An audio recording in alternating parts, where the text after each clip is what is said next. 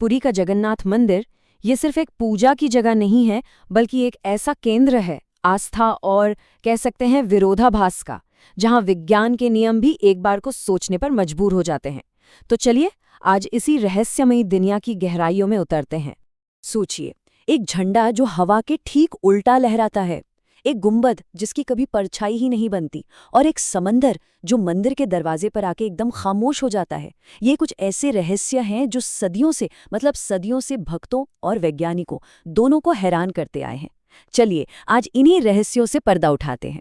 तो हमारी ये पड़ताल शुरू होती है एक ऐसे मंदिर से जो भारत के 4 सबसे पवित्र धामों में से एक है। देखिए, जगन्नाथ मंदिर सिर्फ आस्था का एक बहुत बड़ा केंद्र ही नहीं है, बल्कि ये रहस्यों का एक ऐसा खजाना है जो हमें सोचने पर मजबूर कर देता है। अच्छा, मंदिर के अंदर जाने से पहले हमें उसके 4 बहुत ही भव्य दरवाजों से गुजरना होता है। और ये सिर्फ गेट नहीं है, ये इस पवित्र जगह के रक्षक हैं। हर दरवाजा एक अलग ही आध्यात्मिक अनुभव का रास्ता खोलता है। हर दरवाजा आप देखिए एक खास दिशा, एक प्रतीक और एक जानवर से जुड़ा हुआ है। जैसे पूर्व में है सिंह द्वार जो धर्म और शक्ति का प्रतीक है, तो वहीं पश्चिम में व्याघ्र द्वार जो त्याग और मोक्ष का प्रतीक है। मतलब इन दरवाजों से गुजरना एक तरह से जीवन के 4 पुरुषार्थ धर्म, अर्थ, काम और मोक्ष की यात्रा करने जैसा ही है। और इन दरवाजों की सुरक्षा की जिम्मेदारी खुद हनुमान जी के 4 अलग अलग दिव्य रूपों पर है। पूर्व में फतेह महावीर हैं जो विजय सुनिश्चित करते हैं, तो पश्चिम में संकट मोचन जो हर संकट से बचाते हैं। ये चारों रक्षक मिलकर मंदिर को हर तरह के नकारात्मक ऊर्जा से बचाते हैं, एक तरह से एक अभेद्य किला बना देते हैं। और बस यहीं पर हमारी इस यात्रा का पहला बड़ा रहस्य सामने आता है। जैसे ही आप सिंह द्वार में कदम रखते हैं, अचानक एक अविश्वसनीय शांति छा जाती है। बाहर का सारा शोर, सारी हलचल जैसे कहीं पीछे ही छूट गई हो। तो इसके पीछे की आध्यात्मिक कहानी देवी सुभद्रा की इच्छा से जुड़ी है।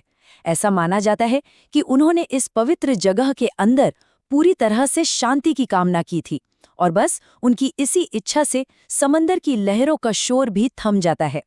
तो एक तरफ तो ये दिव्य इच्छा की बात है, वहीं दूसरी तरफ विज्ञान इसके पीछे एक अकॉस्टिक शैडो का सिद्धांत देता है। वैज्ञानिकों का मानना है कि दरवाजे की जो खास बनावट है और जो भारी लकड़ी के दरवाजे हैं, वो बाहर की आवाज की तरंगों को अंदर आने ही नहीं देते, और इसी वजह से ये अद्भुत शांति महसूस होती है। चलिए अब मंदिर की दीवारों के अंदर चलते हैं और इसकी मुख्य बनावट को देखते हैं। यहाँ की वास्तुकला तो भौतिकी मतलब फिजिक्स के नियमों को ही चुनौती देती हुई नजर आती है। जरा सोचिए, हवा में 214 फीट ऊंचा एक झंडा लगातार हवा की उल्टी दिशा में कैसे लहरा सकता है? ये मंदिर का ध्वज है, पतित पावन बाना, और इसका ये व्यवहार सच में हैरान कर देने वाला है। अब इस अनोखी घटना के भी 2 अलग अलग स्पष्टीकरण हैं। एक तरफ भक्त इसे भगवान जगन्नाथ की दिव्य शक्ति मानते हैं कि वो प्रकृति के नियमों को भी बदल सकते हैं। वहीं दूसरी तरफ वैज्ञानिक कहते हैं कि मंदिर का जो विशाल शिखर है वो अपने आसपास हवा का एक लोकल भंवर, एक वॉटेक्स बनाता है जो झंडे को उल्टी दिशा में लहराने के लिए मजबूर कर देता है। और आस्था कितनी गहरी है इसका अंदाजा आप इस बात से लगाइए। हर रोज एक पुजारी बिना किसी सेफ्टी के 45 मंजिला ऊंचे शिखर पर चढ़ता है, सिर्फ इस झंडे को बदलने के लिए। ये सिर्फ एक रस्म नहीं है, ये अटूट भक्ति का एक जीता जागता सबूत है। ये परंपरा कोई आज की नहीं है, ये 1800 सालों से भी ज्यादा पुरानी है, और इसका महत्व इतना ज्यादा है कि अगर ये एक दिन भी चूक जाए तो मंदिर को अगले 18 सालों के लिए बंद करना पड़ता है। सोचिए जरा। अब आते हैं अगले वास्तुशिल्प के चमत्कार पर, बिना परछाई वाला गुंबद। ये प्राचीन कलिंग वास्तुकला का एक ऐसा बेजोड़ नमूना है कि यकीन करना मुश्किल है। कुछ एक्सपर्ट्स का मानना है कि मंदिर का जो मेन शिखर है, जिसे रेखा देओल स्टाइल में बनाया गया है, उसकी बनावट और उसका एंगल कुछ ऐसा है कि दिन के किसी भी वक्त उसकी परछाई जमीन पर पड़ती ही नहीं। अच्छा, अगले रहस्य को समझने से पहले जरा इस वजन पर गौर कीजिए। 1 टन। जी हाँ, 1 टन। ये वजन है मंदिर के शिखर पर लगे नील चक्र का। और इस नील चक्र के साथ एक नहीं बल्कि 2 रहस्य जुड़े हैं। पहला तो है इसका ऑप्टिकल इल्यूजन। अब पुरी में कहीं भी खड़े हों, ये चक्र हमेशा ऐसा लगेगा जैसे आपकी ही तरफ देख रहा है। और दूसरा रहस्य है इंजीनियरिंग का कमाल कि आखिर 12वीं सदी में बिना किसी मॉडर्न मशीन के 1 टन भारी पहिया 214 फीट की ऊंचाई पर चढ़ाया कैसे गया। चलिए अब मंदिर के और अंदर चलते हैं और उन पवित्र रस्मों को जानते हैं जिनके आसपास ऐसी घटनाएं होती हैं जो हमारी समझ से बिल्कुल परे हैं। यहाँ बात हो रही है मंदिर के पवित्र भोजन महाप्रसाद को पकाने के तरीके की, जो पूरी तरह से तर्क को चुनौती देता है। होता यह है कि 7 मिट्टी के बर्तन एक के ऊपर एक रखे जाते हैं और उन्हें एक ही लकड़ी की आग पर पकाया जाता है। लेकिन हैरानी की बात यह है कि जो बर्तन सबसे ऊपर है, मतलब आग से सबसे दूर, वो सबसे पहले पकता है और फिर बाकी बर्तन ऊपर से नीचे के क्रम में पकते हैं। ये तो भौतिकी के नियमों के एकदम उल्टा है। अब ये जो संख्या है 2000 से लेकर 2 लाख तक, ये उन भक्तों की संख्या है जो हर रोज मंदिर आते हैं। अब आप ही सोचिए, इतने लोगों के लिए खाने का अंदाजा लगाना लगभग नामुमकिन है। लेकिन फिर भी एक चमत्कार होता है, और वो चमत्कार ये है कि खाने का एक दाना भी कभी बर्बाद नहीं होता।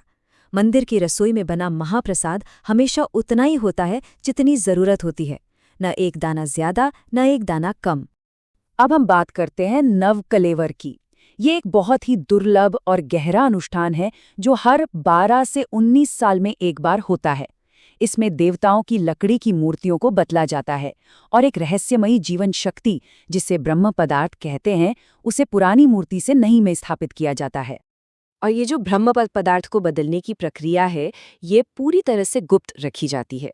जिन पुजारियों को चुना जाता है, उनकी आंखों पर पट्टी बांध दी जाती है, उनके हाथों को मोटे कपड़े से लपेट दिया जाता है। मतलब उस पवित्र चीज की असलियत क्या है, वो आज तक किसी ने न देखी है और ना ही महसूस की है। चलिए अब इस यात्रा के अंत में हम मंदिर की उस अटूट विरासत पर एक नजर डालते हैं जो सदियों के उतार चढ़ाव और चुनौतियों के बाद भी आज तक कायम है। इस मंदिर का इतिहास लगभग 1000 साल पुराना है। 12वीं सदी में इसे राजा अनंतवर्मन चोड़गंग ने बनवाया था। इसके बाद इसने कम से कम 18 आक्रमण झेले, लेकिन फिर भी आज अपनी पूरी शान के साथ खड़ा है। और आज भारतीय पुरातत्व सर्वेक्षण इसकी देखरेख कर रहा है, जो इसकी कभी न खत्म होने वाली विरासत का सबूत है। तो आखिर में सवाल यही उठता है कि ये सब क्या है? क्या ये वाकई में दिव्य चमत्कार हैं, या प्राचीन इंजीनियरिंग के ऐसे कारनामे जिन्हें हम आज भी नहीं समझ पाए हैं, या फिर ये इस बात का सबूत है कि कुछ रहस्य शायद सुलझाने के लिए होते ही नहीं, बल्कि सिर्फ हमें हैरान करने और प्रेरणा देने के लिए होते हैं।